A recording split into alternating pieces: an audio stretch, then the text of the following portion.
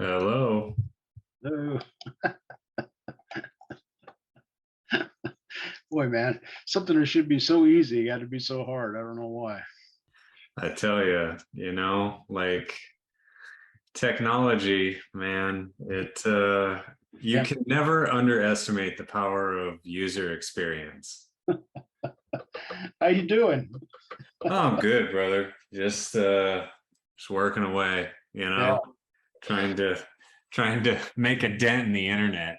yeah, Always the case. Look at that shirt right there. yeah. Award special for the day. I love it. I see some robotics in the background, I Oh think, yeah, over yes, your right shoulder.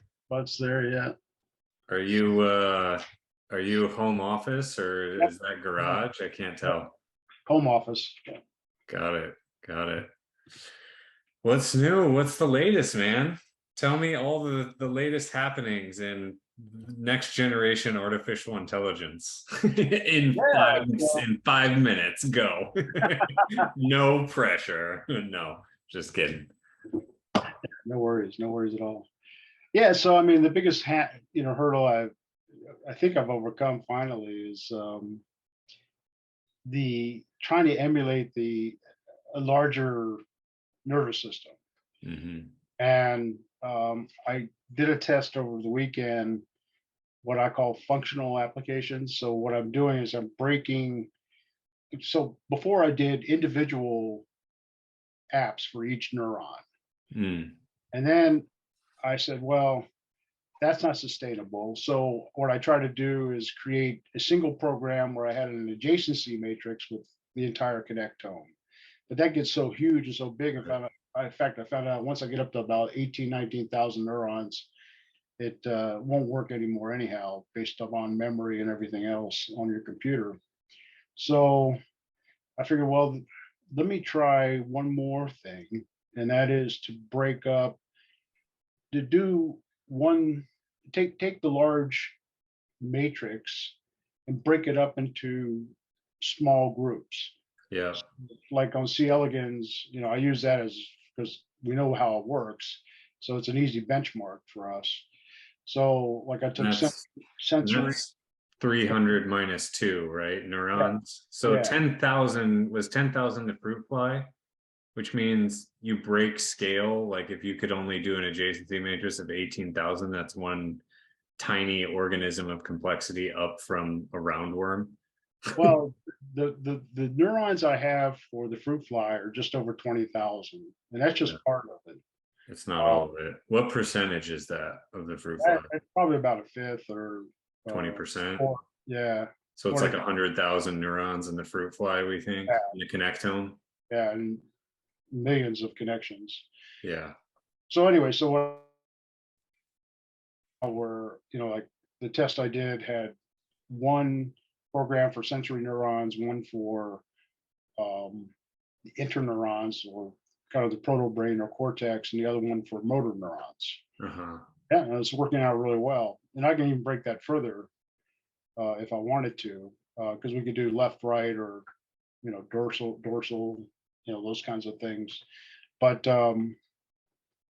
now I feel a little bit more confident about the fruit fly. So what I've been working with the fruit fly, the Drosophila, is the what's called the central complex. So there's four things that allow us to navigate the world, and humans are the same as Drosophila. There's place cells, grid cells, border cells, and head position cells. Hmm. They all work together like in the hippocampus of the brain to kind of give us the ability to be aware of our surroundings and what we're getting into as we get into it.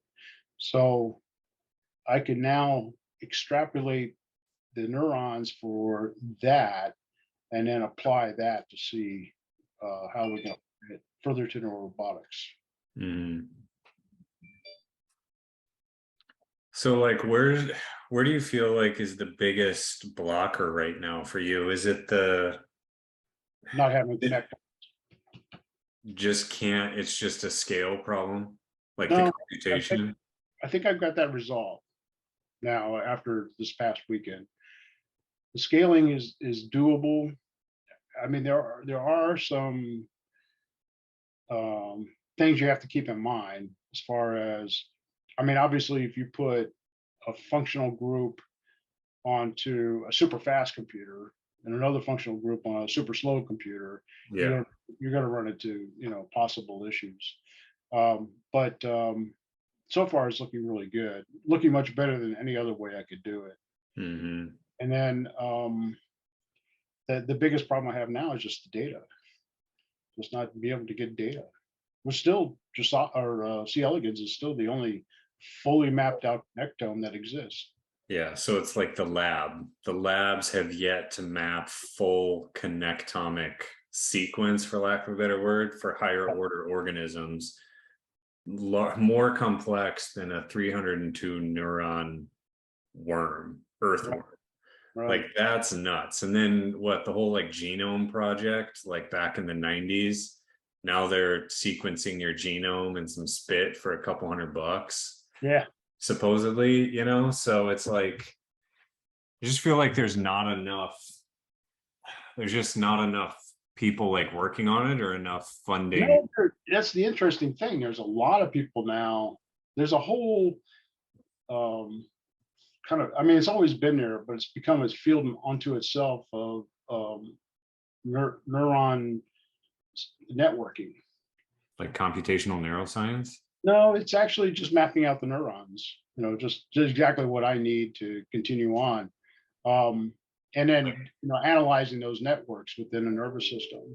So that's really caught on in the last couple of years, Yeah. and it's starting to really measure up. And I have to believe there's probably labs out there that have a lot of this information. They just haven't shared it online. Hmm. So that's the problem. If you can't go to conferences and things like that, it's kind of difficult to make. I've written people emails, never hear back from anybody. It Yeah. gets kind of frustrating after a while. You send, ask people to help you out, and they just totally ignore you. So I don't know if it's because they don't. I'm asking for more than what they can provide, or you would hope they at least write you back and say, thanks for contacting us, but sorry, can't help you out. Yeah, like the scientific community is Yeah, yeah, traditionally viewed as supportive and open and sharing research and publishing research. And it's like, here's a group actually trying to build yeah, something using the information, and yeah, it's like, yeah, weird thing. It feels like, yeah, it just feels like you need a bunch of VC money, go grab your own lab and a bunch of like really high powered researchers and some equipment and start mapping out this stuff. And in real time, you've got the lab, which is providing the data, the team mapping that into the artificial connectome that you've been working on, and then another team mapping that into the robotics subsystems. And you just go vertically integrated all the way through. So yeah. But I mean, yeah. you've been doing tests based on your own extrapolations of Right. what, like, the data sets that are available. And I also wonder on the computation thing, like, it's always struck me that it just seems so similar. Like the internet is a connectome, and all this talk of Web3, right? Like decentralized computation, Ethereum, Bitcoin, it's similar stuff and it organizes similar. I mean, life is a fractal, right? The universe is a fractal. So I I just know, I mean, you just get these tingles, right? Like the spidey sense tingles after, it's like you see the same thing in different domains over and over again, and it's like a matter of time. And the fact that you've been working on it for well over a decade, like it's just a matter of patience and time, and it'll all come together. Because Yeah, I like, mean, I've thought about doing like a SETI kind of thing, like I say, you could use the computing power out there. There's a lot of other companies that are doing that kind of stuff. I mean, I mine Bitcoin, just using one of my computers that I mhm. happen to have a GPU on it, and I don't use very often. But I mean, I make 10 cents a day or something, or maybe 50 cents a day or $1 a day or whatever. But depending on where it's at, right? But it's just but again, the problem you run into, and there may be a way around it, I don't know, is like you got some guy out there running something on a old Raspberry Pi, and you got somebody out there running Yeah. something on i9 Intel computer. How do you, Sync how do up compute cycles. Yeah. how do you balance that out as far as the nervous system? You're gonna have Yeah. you could have a really lopsided nervous system Yeah. running, so Yeah. And I've got about that's, 3 or 4 computers I try to run things on all the time, at the same time. yeah. And that's what's super interesting that I feel like not, I have yet to see a single blog post, article, comment, video about computation speed of decentralized networks at each node and how that varies and how you triangulate it. Because Yeah, they're still at like level one, like the first level of Mario Brothers. yeah, They've yet to go to level two or like warp to level six. And like biologic intelligence is like level six. Like yeah, you need the warp drive, right? But you're right. I mean, if you're going to build an internet computer, you have to account for the fact that you're going to have different computation speeds plus latency around the world, right? So, I mean, even the whole self-driving car thing, like you're just going to run a million parameter like model. I mean, that works on-prem on the car, I guess. You're still having clocks like calculation time there, but anytime you want to call out to the internet, yeah. like you're done. You're done. Yeah, yeah, yeah. No, it's funny because a lot of schemes with self-driving cars have modeled into using the internet on over cellular data. And of course they thought 5 was going to make a huge difference, but we haven't really seen anything really happen there. And you're right. I mean, so you're downtown New York, and you don't have any cell data network because you're between these huge tall buildings. You're just kind Yeah. of screwed. Yeah. So yeah, I mean, there's that concept really is. There's still a long ways to go. I mean, I have Starlink up on my property, and it Oh, you works. did get it? Yeah, it really works good. I mean, Isn't I it like feed from there. what's the bandwidth down and up? Isn't it like 50 megabits or something? It's slower. Yeah, I forgot. I know I've done speed test up there, but I forgot what it was. But Yeah. it was double digits, but I don't remember what exactly it was. I Right. mean, I can do on my phone. I get a live video feed from up there, so it works pretty good. Do you have solar power yet? Do you have solar panels? And I have a wind generator and solar power up there. Yeah.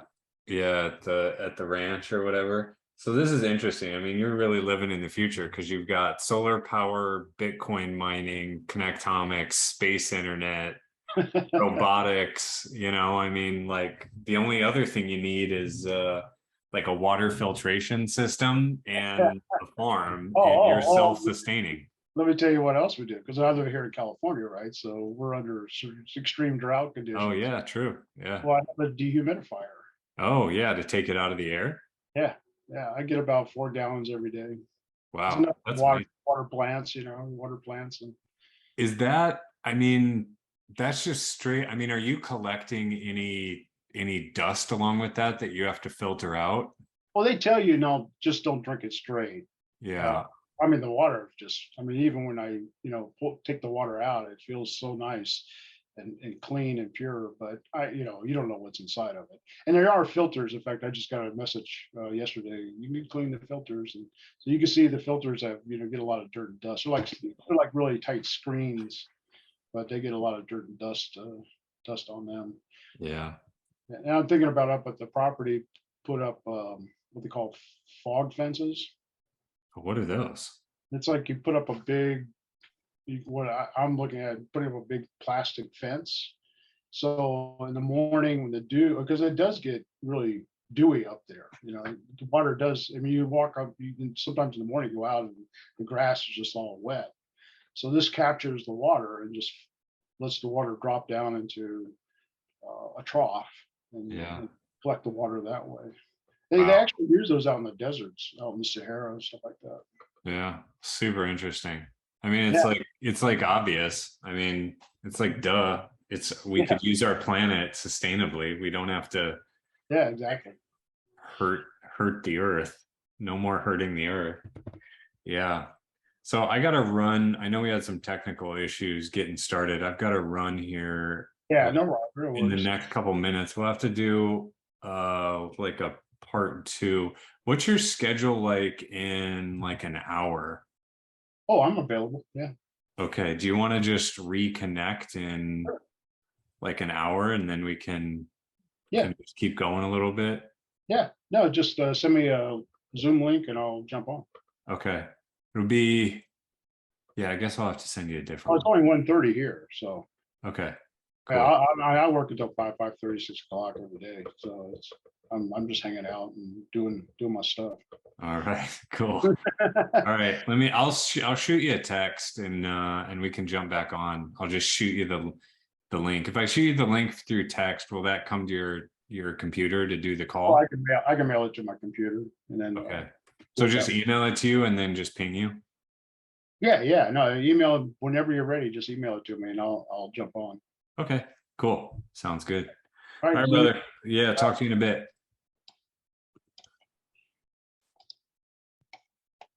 There we go. Hello. Round two commences. Since last we talked.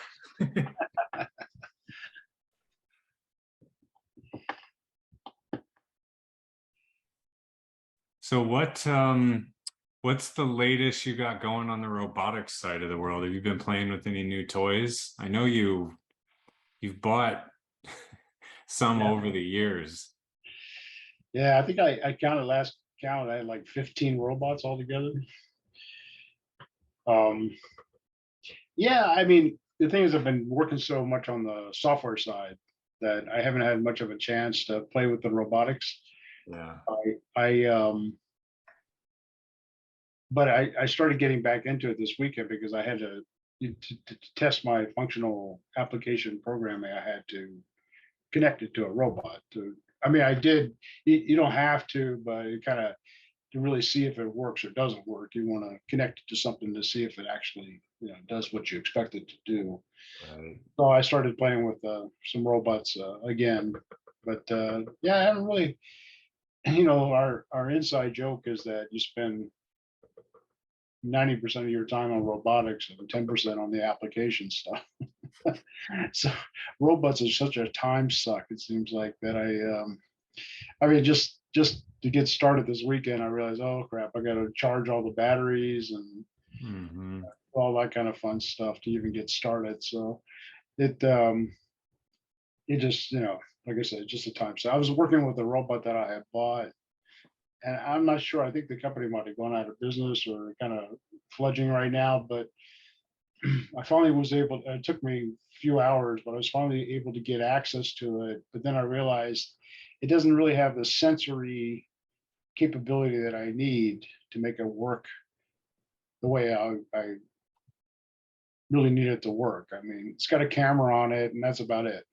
Yeah. One of the major problems we find with the type of AI that we're trying to develop is you have to have a rich sensory environment, and that it's almost kind of funny to me. I get into a lot of discussions about this online on Twitter, especially, and it seems like people. Well, first of all, people want to basically just use cameras, a Yeah. camera, and that's it for the whole sensory experience. Even on really sophisticated, systems that they're trying to develop, and it's like, I mean, how do you expect to get to AGI if all you have is a camera? It's like, take just have your brain and your eyeballs, and Yeah. so No. to reach, general intelligence by just having eyeballs and a brain.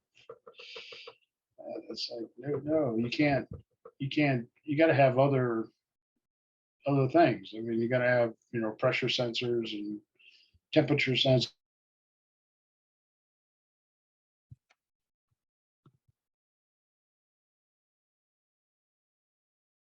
Um, Uh-oh.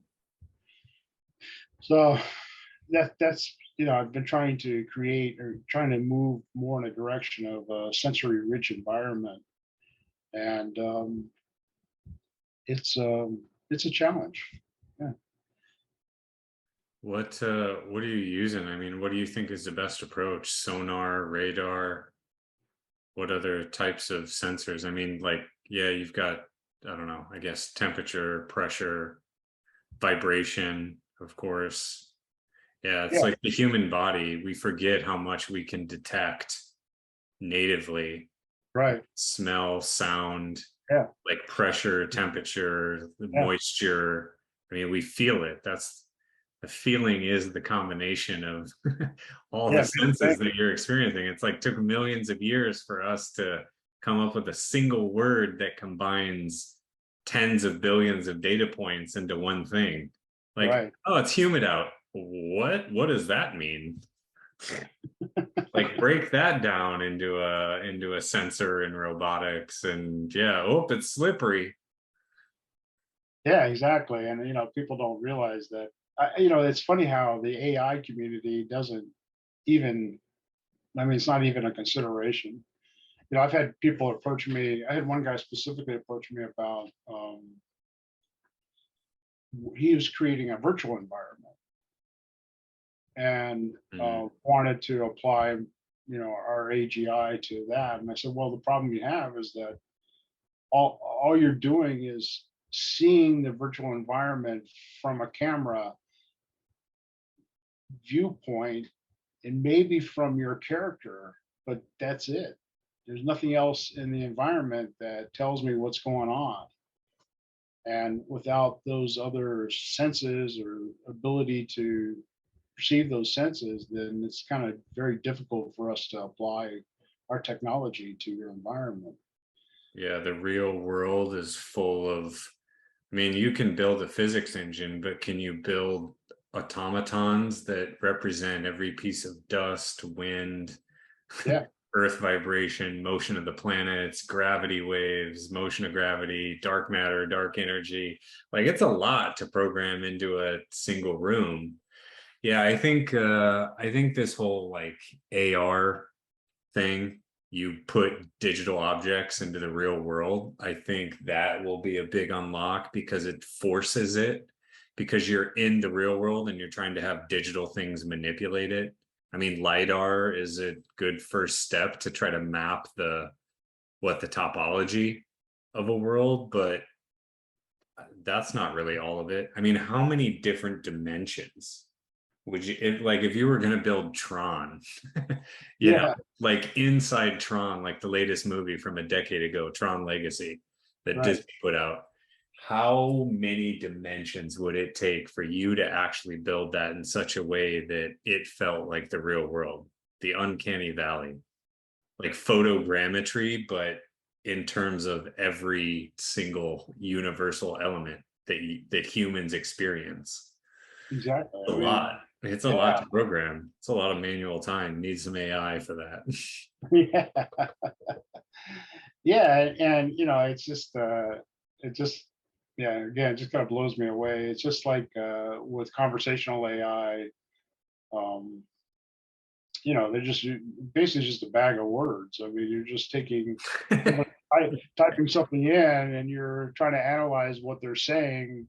And one of the things that when I did that AI demo, a few years ago up in Sunnyvale, the guys from State Farm were there. And he said that one of the major problems they have in their IVR, conversational AI stuff, is that there's no context. And that's something that's been on my mind a lot lately is how do we develop that contextual, combination in our core in our AI to understand the world. Yeah. And as you say that, of course, I ripped the power cord out of my computer. So now I'm using all of my physical senses. I'm literally using my foot, the toes on my foot to grab this little MacBook, you know, magnetic cord, feed it up through the back of the desk, use my other hand, like crook my neck. Like, yeah.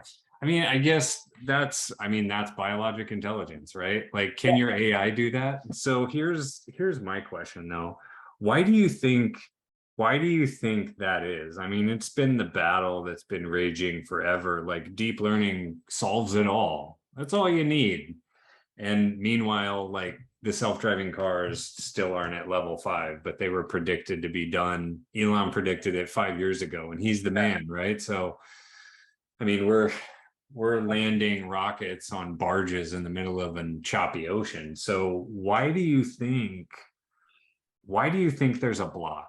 Why do you think that there is a block for almost everybody, 99% of the population in technology, where they think deep learning is the end game? Well, we know there's not, because like Yan LeCun has said we need another approach. The best people in the world have said we need another approach, but like then they just stop. Like, Yeah. why do you think that is? Or no, Like, what is the situation here? they try to beat more into deep learning. It's like it's like OpenAI. They think you make a bigger deep learning box, and eventually AGI is going to happen. It's just silly, but the approach is all wrong. With deep learning, and it's still a sensual approach. It's still pretty much a visual sensual approach. Like I said, it's like eyeballs in a brain. There's no I've had this argument going on for years. And in fact, there's a lot more papers and stuff coming out about it that I always flag on my Twitter. That movement is the key to AGI. Yeah. I mean, this guy, and I kill myself for not bookmarking this. Guy wrote an article and said if you want to have you want to have AGI, you have to start with the stomach. And it's absolutely right, because our motivation to create general intelligence through an evolutionary process started when we were hungry. Right? I mean, yeah, it's that's like, survival. Uh-oh, internet. you have to start from that viewpoint, and then go and we use our senses in order to achieve that motor activity.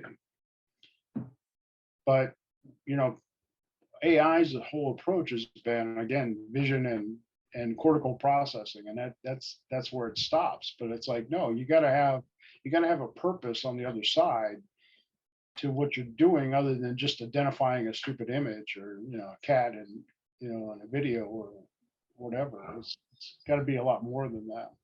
You know what I think it is? I was listening to you talk, and a thought occurred to me. We'll go AI, Bitcoin, and then all the way to investing principles. Yeah. AI, deep learning didn't take off until they proved it with the little number identification, right? Until like finally computing hit a good approach. I mean, they were working on it in like the 80s and the 90s, and it wasn't until 2016 about where deep learning, I mean, they even called it the winter, right? It's like AI winters. Same thing with like crypto winter. Yeah. And it wasn't until they got something that was like, oh, holy moly, that like everyone piled in. The lemming behavior of humanity occurred, right? The same thing happened with like Bitcoin and Ethereum. Like number go up, and then everybody piles in. Right. And so now you see the same thing with like DALL-E 2 and all of this, with like type in a descriptive sentence and it will publish back like a really impressive photo, which is very artistic. I mean, it's pretty cool. But here's the thing about investing. I mean, if you read all of the like best investor texts, it's like basically don't be a lemming. You have to pick something that not everybody else agrees with and be right. So you don't pick Bitcoin when it hit 50 grand, you picked it at 10, right? And like you picked AI in 2015, 2016, not like today. And so I think it's the same thing. I think it's going to take, like you said, the labs, basically the data, like we need to map some more connectomes of higher order organisms. We need to finish putting that in software, which you've got, I don't know, decade of head start. We need to put that in robotics. And then we need to have that robotic, a three-dimensional object, operate in a three-dimensional environment and just, for lack of something better, kick it out the door and let it fail and adjust in real time to, you know, the environment. And that's what it takes. I mean, for me, the big use case, I mean, I experience this every day and I don't even have kids. It's like you wake up in the morning, you take care of your home, you take care of your house, you take care of the dogs, the dishes, you get ready for work or school or whatever. You do the same thing at night, deal with laundry. I mean, you literally are doing all of these activities that, quote, an appliance should do. You're moving between the dishwasher, the oven, the washing machine, like the shower, the bathtub, right? Like the fridge. These are all like single-use appliances. And all we're really talking about here is a multi-use appliance for everyday life in your home. You do that, you save 2 to 4 hours a day times 8 billion people. There's no bigger market size. Right. What do we know? Humans want to save time. Humans are lazy. So it's like, I don't know, like spend $100 billion on yet another SaaS app and, make what, 1% every year. Like, it just seems like a really bad idea to me. You got, I mean, every signal is pointed in this direction, like AR, VR, AI, blockchain, self-driving, autonomous vehicles, autonomous spaceships. Like, you're just missing the one thing that brings all of it together. That's my thought. But nobody will pile in until everybody piles in. So there you go. Yeah. No, I have a lot of discussions. I'm connected with a lot of other AGI researchers, and everybody's in the same boat as we are, just doing it on their own and trying to figure out, what it works. There's a whole side of it that is trying to use cognitive AI basically to try to develop AGI, but I keep looking at what they're continue to do, and it's not much more than deep learning in my opinion. But yeah, you're right, and the classic example I give for what's the distinction between AI and AGI is the tea making problem.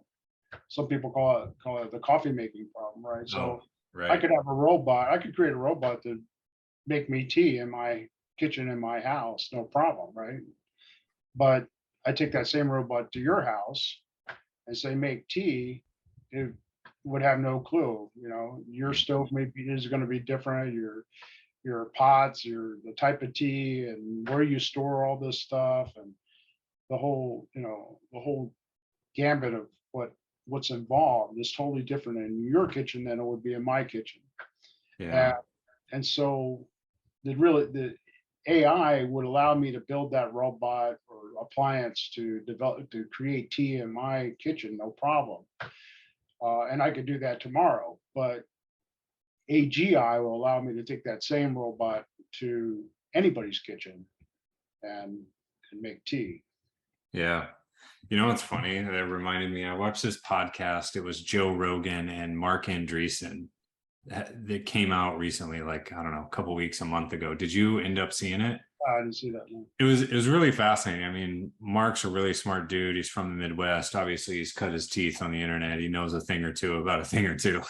And Joe Rogan's talked to like everybody on the planet with like weird, crazy ideas. So Joe Rogan was asking him like, are you afraid of AI? And they had the whole like debate, right? All this stuff. But one thing that came up was Mark Andreessen, like the leader of A16, like one of the #1 venture capital firms, most well-respected in the world. He's like, oh yeah, we don't have a laundry making robot yet, or a laundry folding robot yet. And then Joe Rogan's assistant, who's off camera, but always pulls up the stuff on the screen while the show is going. He found this thing on the internet after a quick search, and it was this giant machine. It looked like Yeah. Yeah, it looked like the computer rooms from like the Yeah, 1950s, you know? I've seen it. Yeah. I was gonna say, Yeah, here's and one. it was like this huge machine, and then it would like fold it, and they were like, "Look, Mark, we've got it already." And he's like, "Okay, I guess." But it's not really what we're talking about. We're talking about like a humanoid Yeah. Robin Williams character Right. sitting there like folding laundry for you in the home, and then he goes to make a pot of coffee, and then he Right. like walks the kid to the school bus, makes lunch, you know, cleans up some dishes, put it in the dishwasher, cleans Right. up the house, take the dog for a walk, whatever. Um, I just thought that was really interesting because it's one moving so fast that not everybody can keep up with it. Even the people whose entire full-time job and hear everything about everything still doesn't know the bleeding edge, like the stuff you're working on, because how could they, right? I mean, you need to be deep in this world. And then the other thing that got me about it was just the fact that, like, yeah, the robot is 1950s computer.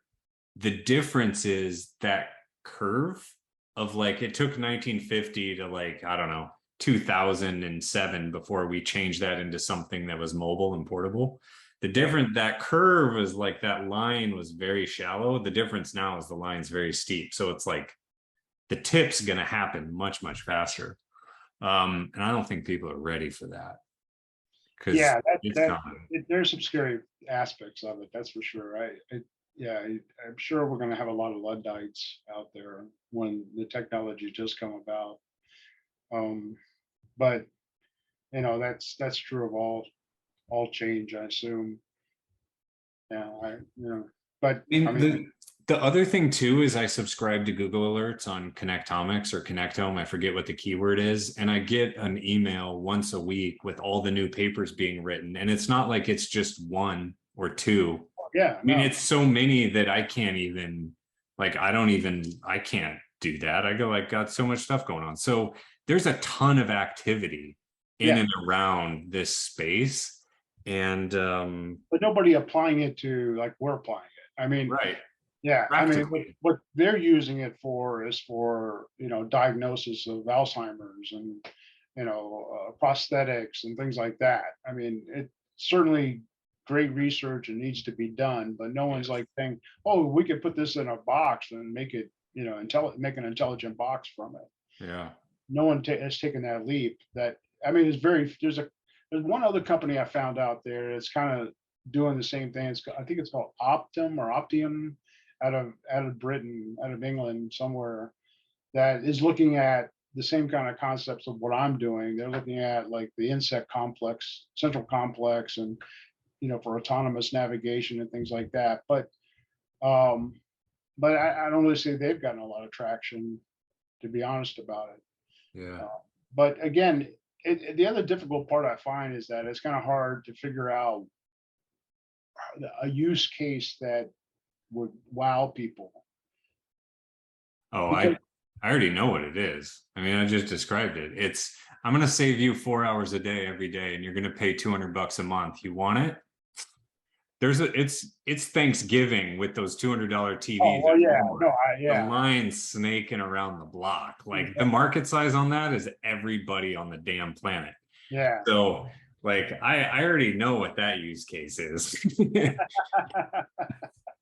Yeah, no, I agree. I mean, if you could have home servant, so to speak, it would be nice. Yeah.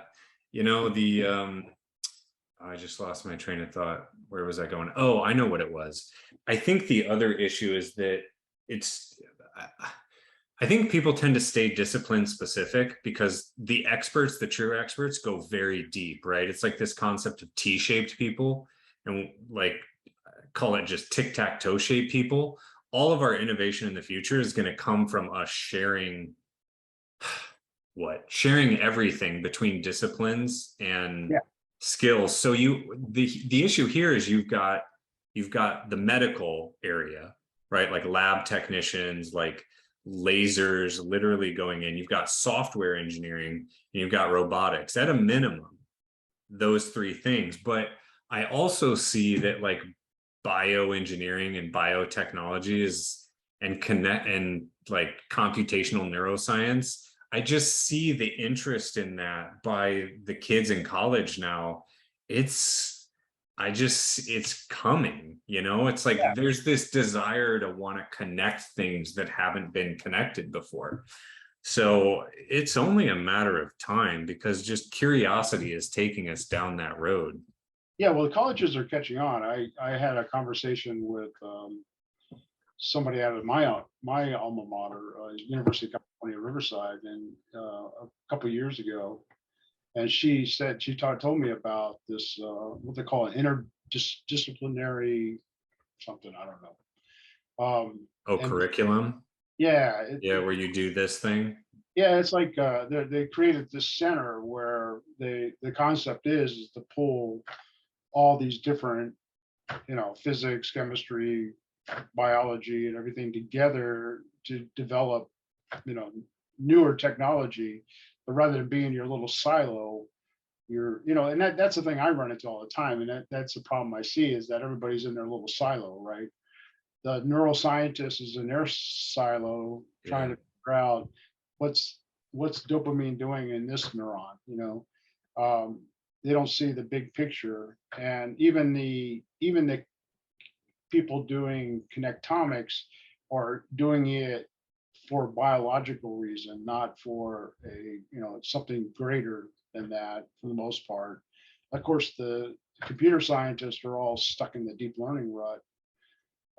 And so it's nice. I mean, I was surprised and happy to hear. Yeah, in fact, she talked to me about, coming and maybe doing a lecture, but they never contacted me again. Of course, the pandemic hit and that kind of killed most of everything. But Yeah.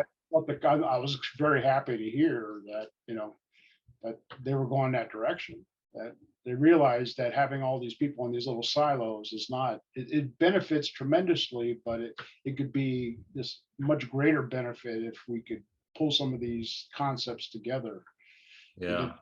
other things. Yeah. It feels like this interesting, very long duration pendulum in the human species. It's like our universe is one thing. It's not all these subjects that are separate, like mutually Right. exclusive and collectively exhaustive. No, it's one thing. It's all working together. It's one system. But I think as humans with our feeble minds, Yeah.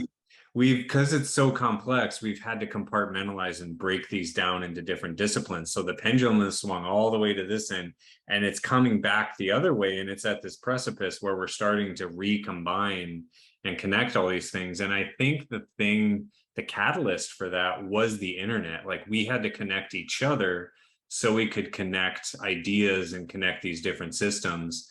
And yeah, it's really interesting. It would be really interesting if like your research on biologic intelligence helped build biologic intelligence by pulling together all of the disciplines, pulling together the people and disciplines on the internet, you know? Like what could come out of that? I mean, that'd be some magical stuff. But that's really cool that yeah, that the younger generation, the kids in college, and even the schools are smart enough to think about cross collaboration. Like, because here's an example, right? What's business? Okay, great business. You know how to read an income statement, but what's your product? Like, what are you selling? What about humans? Why are they buying? Right. Like we it's like, okay, financial analysis in an Excel spreadsheet, but at the end of the day, it doesn't actually tell you much. It's like you need this other stuff working at the same point. So, yeah, I think it's like most things, patience is a virtue, and those who are patient will be rewarded. Yeah. Hopefully. I mean, that's our goal. But and like I said, things are starting to loosen up a little bit.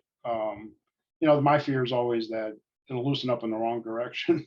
But What do you mean? well, it's like I say, I mean, a lot of guys I collaborate with, I guess you could call it that. We have these we get these discussions you can write a book about on like Twitter and stuff. But there's a lot of guys working on AGI, but everybody's working on a whole different view, a whole different way. Yeah. And you know, I think, of course, and they think the same thing. My way is the real way. Yeah, And everyone at the camp is above average, including me. Yeah. yeah, so it's like you know, it's kind of hard to get people to collaborate. And they just had an AGI conference. I don't know if you're familiar with Ben Gosel. I think that's how you say his last name. But it was basically 3 days to let him talk, is what I got out of it. But you know, he's created this system. But I heard him talk about this system 15 years ago, and I really haven't seen a lot more come out of it. But he Yeah. Gary Marcus on, which really kind of surprised me. Uh, and I've had Gary. I don't know if you're familiar with Gary, but he wrote a book about a year or so ago, basically lambasting um, the AI, the current AI approach. And he gets in fights with Jan and all these guys all the time. And he actually has had a few, you know, debates and stuff with them throughout the last few years. And I met him at Camp Sci-Fu. Um, him and George Church was hanging out on, you know, who George Church is. He's been on like 60 Minutes and stuff. But Gary was he's a Department of Psychology at NYU and the founder and CEO of Geometric Intelligence. Yeah. It was acquired by Uber. yeah, That's where we know him from. but he's been a outspoken critic on AI Mm-hmm. and in general terms, and he's really right now in what they call symbolic AI. I take that back. He's really pushing for a more hybrid approach. So take what we have in AI and add to it this symbolic AI approach, which to me, when I look at it, what they call neural symbolic AI, it's not much different. I can tell there is a difference, but not a lot of difference from like Watson, which is basically a huge semantic database. Yeah. And so, and I see a lot of these guys, what I call falling into that trap, where they're looking at semantic concepts to kind of bring intelligence together. But again, what it lacks that context. You can't, I can't talk to a robot and or a computer bot like a conversational AI or something, and say, "Oh, the weather's really hot today." And that's never gonna, you know, there's no AI out there right now that could understand what hot is. Mm-hmm. But every animal on Earth knows what hot is. Because it doesn't have a sensor. It's basically just doing key value pairs in a database full of other times other people have said the word hot and then sort Right. of just regurgitates that same thing. But it isn't associating the sensor on its body that's sweating Right. in order to drive the thought. It Or is yeah, hot. yeah, or feeling uncomfortable because it's Yeah. hot. Or You know, burning yourself in pain. Yeah. here's the analogy for how AI works right now. I go ask you, hey Tim, is it hot? Instead of me going, it's hot because I felt it. It's Yeah. going to the database where you're the database, and it's always asking other people. It never has the answer for itself. That's the difference between biologic Right. Right. intelligence and just I'm regular self-aware. intelligence. It's like Yeah. I can come up with my own thoughts based on my own experience. And this other stuff is really just, oh, let me go look at the textbook for this. Yeah. It's Yeah. basically Yeah. cheating Exactly. Let me in look it up in the school. dictionary. Yeah. You basically have two kids in a classroom, and the one kid's the cheat. He's got like the stuff written on his hand, and Yeah. he's got the stuff under his desk or on the TI-83 calculator. And the Right. other kid's just straight up like, no, I'm just using, like, I What know I this know. stuff cold. Yeah. And that's the difference. And guess which one is faster?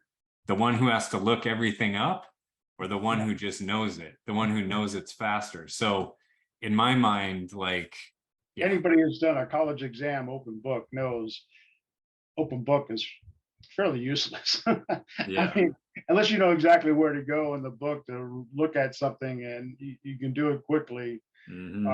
And typically it's only going to give you a hint. It's not going to explain anything to you. It's not going to really Mhm. give you the knowledge and information that you need to understand. So you got 20 questions on a test, open book, and you got an hour to do it or something.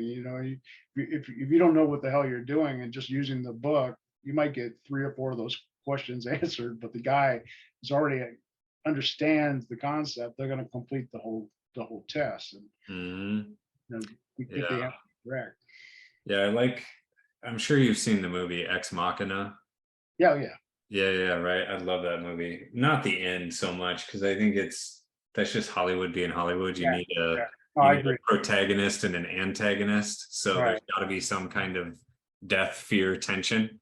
Um, Yeah, which is why I like Robin Williams' take on the robotics movie. I think that is actually the best vision spec yeah, for for yeah, the end game. But anyways, in Ex Machina, like the kid's explaining to the robot as the Turing test, he's like, it's the difference between being able to describe everything about a sunrise and actually stepping outside and experiencing what it feels like.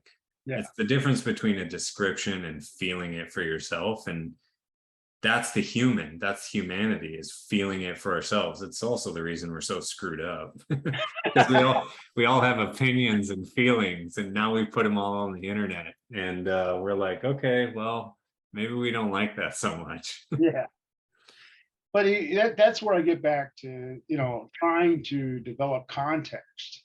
And I think that's going to be a real key to the next generation, or AGI in particular, and I've actually even uh, been trying to figure out or think of ways to make that happen, to be able to record the senses as they're happening. So even like you or I can just, sit at our office or walk around the house or go outside or whatever, be able to record the experience, be able to record the temperature differences and moisture differences, and sounds and what we're seeing and all those things, and be able to record everything at the same time. It's not too much different than what we did with self-driving cars or continue to do. Mhm. In fact, for a while, I even got on this program where they were looking for people. You could download the app, and I did, and put it on your phone and put the phone up on the dashboard, Oh, and just comma, was that comma AI, George it was. Hotz? I don't think it was. I don't remember it was comma or not, but there was a company that it might have been comma that you He's just a smart record. dude. You go on a 20-mile trip, you just record the trip as you're doing it, and they use that data, that Mhm. recording, to make their AI smarter for self-driving cars. Mhm. So they got a real picture, a real knowledge of how people were driving, Yeah. and wasn't just them driving around. They got trying to get the whole world to do it at the same time, Mhm. and different places and different environments and things like that, so they could train the AI on all these different nuances. And I think something needs to be done very similar, but many more sensors. Yeah. Record the whole experience at the same time. Well, yeah, it's like this leap, right? I mean, any new driver, any existing driver, you get behind the wheel, you grab onto the wheel, it starts raining, or you get on a patch of ice, you almost have projected your consciousness into the car because you can feel it when you're pushing on the gas and the wheels sort of slip, or the Right. brakes aren't working, or the Right. steering isn't working quite as well. You feel it, right? Right. Like you've almost embodied the car as a sensor for Right. your environment, because Right. you can feel it through two things: the pedals, like a gas and a brake pedal, and then like the stiffness of the steering column, and then how this big thing is moving, The which is vibration. really fascinating when you think about it. Like that's insane for us to be able to take on, almost anthropomorphize and control in our mind, this like crazy piece of machinery. I mean, it's like what's in Alien with Sigourney Weaver when she gets in that huge thing, Oh, remember yeah, that? yeah, yeah. That's So a beat great the scene crap in out of Hollywood. But I think that's the leap, right? Is like it's yeah, not just that this sonar sensor is reading like 1, 2, 3, 4, 5 bit, and then you've got like 10,000 of them. It's like translating that stream of 10 different pieces of data right, into this like human feeling. right. And is that what you mean when you say context? Yes. Yeah, I got it. Contextual intelligence, yeah. So imagine just instead of my phone, my smartphone up on the dash, just recording the view as I'm driving, which has value, but like you said, what if I had temperature sensors and vibration sensors and pressure sensors everywhere, um, at the same time, recording all that at the same time, and you get a whole different perspective on what it driving a vehicle. And that's why we don't have self-driving cars now. I'm sure you've seen the press about Tesla. I mean, Yeah. there's It's, self-driving. There's actually an ad here in California that they've been playing. They call this number to tell, I don't know, tell the DMV or tell the feds to stop Tesla's auto. self-driving Yeah, autopilot. Oh, yeah. interesting. Actually, this guy created this commercial. He's some safety engineer. That's what Hmm. he claims to be, and he says, and they show the actual footage of they put like a cardboard cutout of a kid or whatever in the street, and the Tesla just runs right over it. They'll Oh, do Jesus, that's not great. they'll do like a person and a kid and an animal, and Tesla just keeps running over them. God, And like, guys, this is ridiculous. Why are we yeah, letting this happen? And I was really yeah. shocked to see them do that, but somebody was out to get them. Yeah, it's so hard. It's like 50-50. On one side, my emotions are like get the pickets and the torches and the pitchforks, like, Go and to, then go to the other Elon side, Musk's house, yeah. yeah, and the others, because it's like humanity, right? Like save humanity. The other side of me, the builder side of me is like, well, yeah, but this stuff takes time. Like, I know we gotta protect our people. I mean, this goes back to my whole mission, which is like build things that help people. And it's like, yeah, we're building, but like we've got to make sure the stuff is safe so it doesn't hurt people. And I think that's really the piece is like they're running tests in production, but when it fails, it's human life. This isn't like Facebook where if you fail the test and the app goes down, it's like, okay, you couldn't upload or like your photo or whatever. It's frustrating. And I get it. Like we're all on social media all the time. That's painful, but it's not the pain of like hurting a human or an Yeah. animal. So I don't know. It's this tough thing as we move into hard tech too, and especially like biomedical and like the bioengineering with DNA, and it just gets into these very human questions. But I'm just sort of of the mindset like you've got all this money, you've got all this time, like why wouldn't you start exploring and adding on other safety features that are more adaptive, more real time, run completely separate and in parallel and could throw up a signal? It's your balance in check, and you need a different system, not deep learning, not AI, in order to do that. I mean, our federal government, for goodness sakes, has balances and checks. Like the founding fathers knew, I mean, this is America, but they knew you need that. I mean, I don't know. I just feel like if, yeah, zig and zag. Too many people are zigging and nobody's zagging. Like one, it opens up opportunity, but two, it makes things less risk tolerant and more fragile. It makes it frail. Like this is really what it is. Like your Tesla is frail until you get something better and it's hurting people. Yeah, That's it. That's yeah, it. yeah, absolutely. And, let me go way out left field and say, what if your car could feel pain, right? Oh, Or understand what pain is? that's Would that interesting. change? Again, there's that contextual intelligence. Would it change the way a car would react? And approach situations. Yeah, I Yeah, don't think it would just keep smashing down the gas pedal into some physical object right. because it would associate. I mean, that goes back to your whole thing on like nose touch on the C. elegans, Right. right? It's like, here's food, go towards it. Here's pain or a wall, Right. don't go towards it. So slow down. I mean, it's Right. just Change direction. it's a different type of application logic, application logic at the logic layer of any app. You've Oh got a yeah. user interface, you've got a logic layer, and you've got a database. The end. This is just a different type of logic layer. Yeah. But I Yeah. think that's really smart, Tim. I really do. I think that's really smart. What if your car could feel pain? Would it, yeah. Hmm. Yeah. What if you had an animal brain of sorts involved? And like you just gave the instance that we did with C. elegans, is say, all right, when you get close to anything, you start activating those nose touch sensory neurons. Mm-hmm. Yeah, you'd see the car react totally different than just like, oh, sonar, 20 centimeters from object, maybe I Yeah. should stop, Yeah, it's or maybe it's too late to stop. what's interesting? It's like encoding fear and hunger.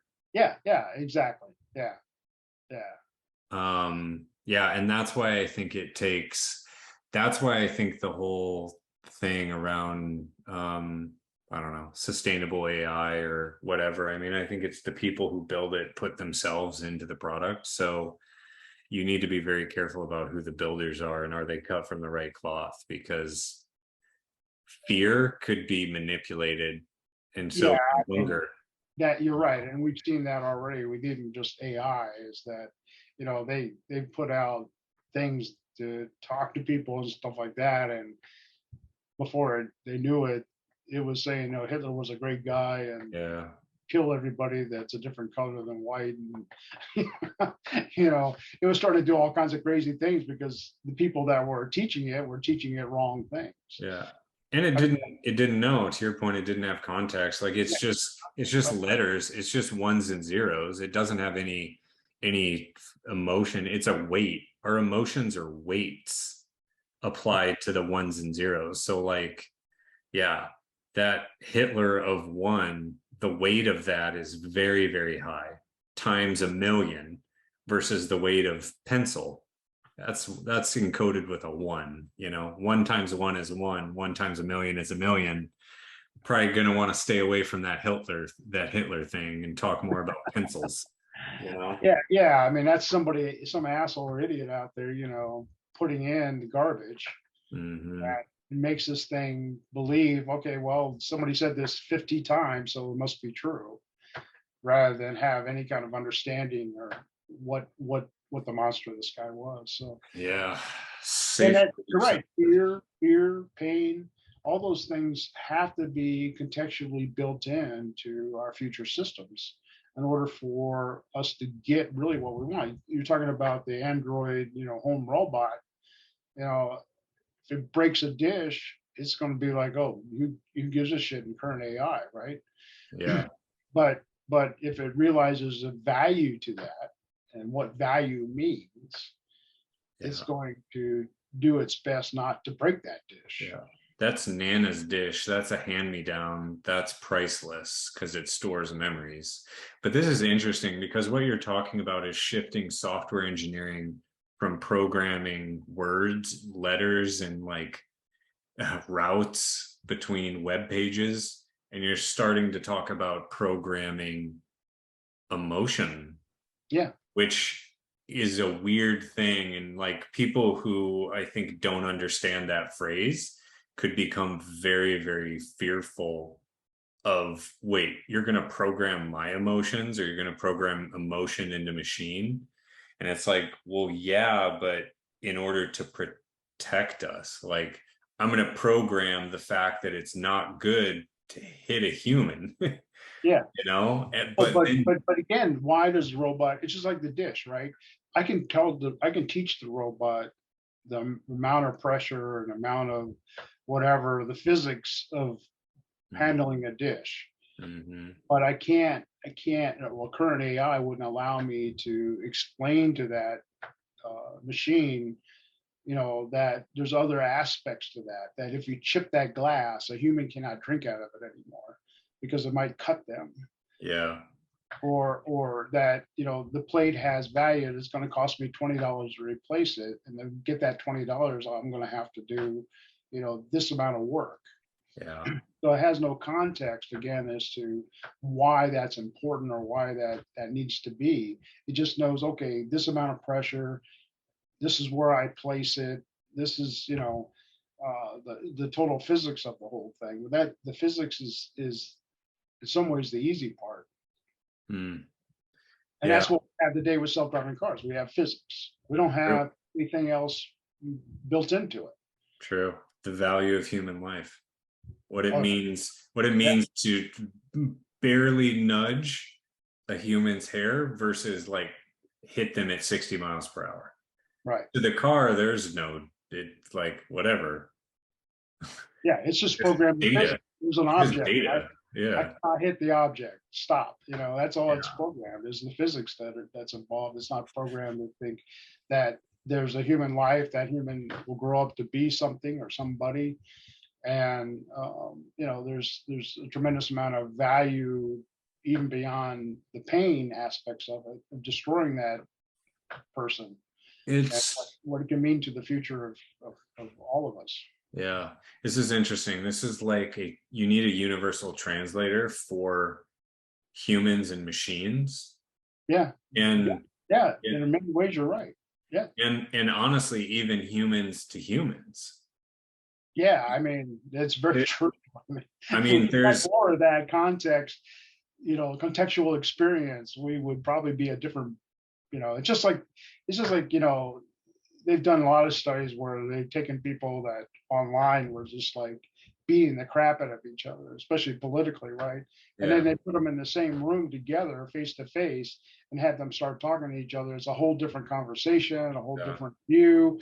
They may not go away disbelieving everything they believe, but at least they have a whole different view, and they have more empathy towards what's happening or the viewpoints of somebody else.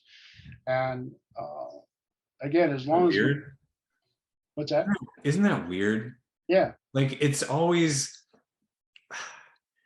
I experienced this in 1994 on Oh, AOL Instant Messenger in the yeah. chat rooms. Yeah. And it Yeah. was so interesting because people, it's almost like there's like this cloth that protects you between you and everything else, like Right. this veneer, and it almost lets the real kind of be exposed more, which is super weird, but it's such a weird thing. Like, why does that even happen? And then the social, it's just societal, like social constructs and social cues start to break down. And we're confronted with that now. I mean, that is the whole like like Oh, yeah. scandal on Facebook and I can tell people you go talking screw about it. yourself on Facebook, right? And there's no consequence to me saying, I don't know, you know, Hmm. you may take it as a laugh. You may take it as, oh, I really hate, very despairing, but Mhm. I have no clue, and I don't care. I don't have to care because, but if I had to feel your emotions Hmm. when you read my response, boy, Yeah. wouldn't that change the world? Oh man. Yeah. If I felt what you felt when I interacted with you, would we start making each other feel better? Yeah, yeah. That's a there. Start to think more openly about what we're doing and why we're doing it. Well, you just figured out the first $1 trillion business. So congratulations. Well, actually, that's not true. That's Apple and Microsoft and Google figured that one out, and Amazon. This is maybe the $10 trillion business. Although maybe not. Maybe people are like, yeah, I don't like the way you make me feel. Throw this device in the trash. Yeah, yeah. I mean, I'm sure that would happen. This is broken. I feel like What the hell, garbage. man? Yeah, this thing is broken. It's like, ooh, actually, there's not a bug in the product. Yeah, fascinating, man. Yeah, yeah. So and actually, there's a guy who just joined our AGI conference on Twitter. he claims, I don't know how true it is, but he claims he uses more of a homeostatic view of his brain or his AI. Um, and he talks a lot about how he integrates emotions and stuff into his AI. And I'm skeptical. I'm always skeptical. So just the scientist in me, but I don't know whether or not he has how valid his product or his development is. So sometimes the things he says, it seems to be kind of really overboard in some ways. Um, but I've always said, there's a homeostatic aspect to AI that should be embedded that we no one ever considers or thinks about. But again, and what I mean by that is that self-preservation. Yeah. I don't want to feel pain. I want to feel good, stuff. I want good stuff to happen and be in my life. I don't want, bad things to happen and painful things to happen. So it definitely That's, will play a part. yeah, that's evolution. That's millions of years of evolution built it into us for survival. And we just passed along that genetic sequencing to help us survive. Yeah, it's super. But Oh man, it's like it's everything. It's science, art, philosophy, religion. It's all up for grabs. Uh, absolutely, but it's built into your connectome, yeah, it is. and that's why we're in the right direction. Well, And yeah. I that's the mean, hard part. I mean, all these guys are trying to build something that replaces the connectome, right? And I'm always on them saying, "Hello, it's already been done. yeah, Why, just why are we trying to go off and rebuild something that's already been done? We're trying to reinvent the wheel." yeah. You know what I think the problem is? We should really look at like Facebook and Instagram because they're great at copying other things. Just have them start building, AGI because they're great at copying stuff that works. Like, like Yeah, it might not be a bad idea. like they know how to copy really, really well. So just give them the tools to copy the features that work. Here you go. Here's AGI. Use the connectome. Have you Yeah, thought of nature? You live in it. yeah, Copy that. exactly. Allow me to introduce you to nature. Yeah, yeah, Please copy away. yeah. I mean, the millions of years it's taken evolution to figure it all out, man. It's like you already got a blueprint. Now, we've talked about before, you don't want necessarily everything.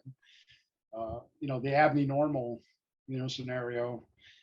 It's always, and that's what you were kind of leading towards earlier was that, you could create an API that no one would want to have any part of, right?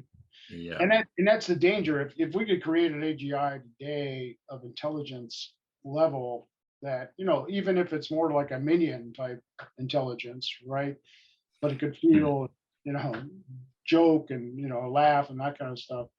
I mean, you give it to some, terrorist group in the Middle East or something, and that they could pervert the hell out of it to the point where, oh, you're a Christian, boom.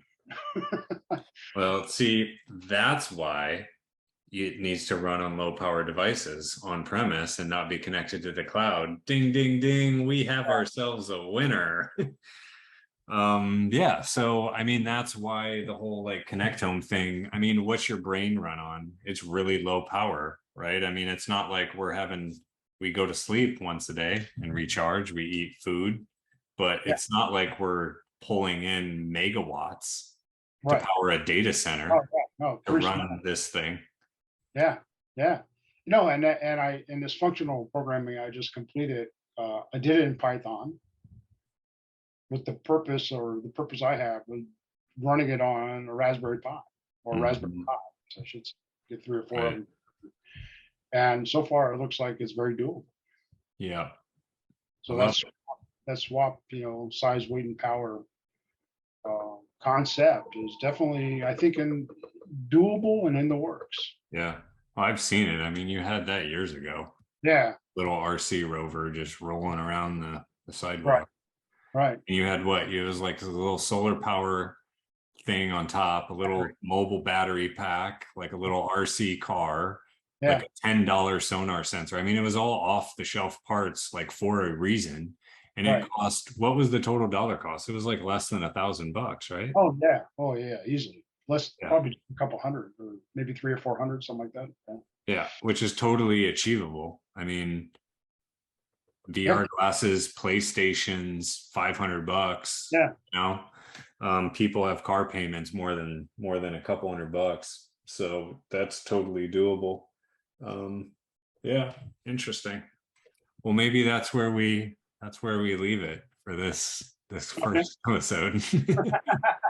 Because Protection. I got to take the dogs out because they're biological creatures. I That's right. need food because I'm a biological creature.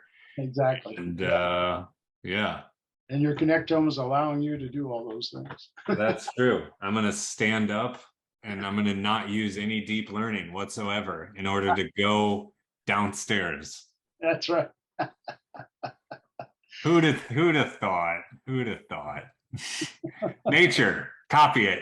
Yeah. The end. You don't have to overthink it. That's That's what it. cracks me up, is that we already have it. All we gotta do is apply it. Yeah. I think I'm gonna use that as like the title of this podcast episode. And I'm just gonna go cold with it with special guest Timothy Busbice. Cool, Like man. it, man. Love it. Well, this is great. Like let's do some more of these. We'll do part 2. I'm getting back out there. I'm sick of like not creating stuff and talking to you guys every day. So yeah, let's get all the crews back together and talking again. It's way more fun that way. I agree 100%. I love it. Okay. All right, Nice. man. All right, dude. Well, loved your wife. Enjoy the evening and the green sunset in California over the water. We got a heat wave coming, man. I can already feel God. it. It's been so hot here in Tennessee, like 100-degree all summer, and then it finally like monsoon rained yesterday. I walked outside to get my dog from 5 feet from the daycare into the back of the car, drenched. Wow. It was crazy. So yeah, I don't know, this weather thing. I wish we could get some out here, but yeah, this weather thing's gnarly. We're gonna need some help from robotics, I'll tell you. yeah, definitely. Yeah. All right, brother. All right, Well, man. have a good night. We You too. will talk to you soon. All right. Have fun. Alrighty, bye.